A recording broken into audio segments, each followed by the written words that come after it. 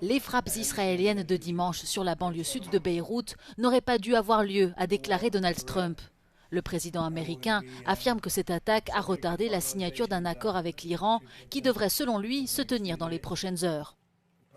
Quelques heures avant cette déclaration très attendue, Israël a lancé une nouvelle série de frappes contre le district de Dahiyeh dans le sud de la capitale libanaise.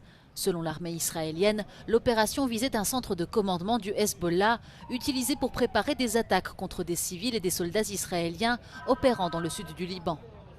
3 personnes ont été tuées selon la défense civile libanaise et 6 autres ont été blessées. Ce bombardement survient après une première série de frappes ce samedi qui ont tué au moins 5 personnes à Tyr, Nabatieh et dans le district de Jezin où le maire d'Ar-Iran a été tué. Plus tôt dans la journée, l'armée israélienne a averti les habitants des 24 villes et villages libanais de quitter immédiatement leur domicile. Au milieu de cette violence, le président libanais Joseph Aoun a averti qu'il était selon lui existentiellement nécessaire que le Liban devienne un État souverain qui respecte l'État de droit plutôt que de rester l'otage de milices comme le Hezbollah.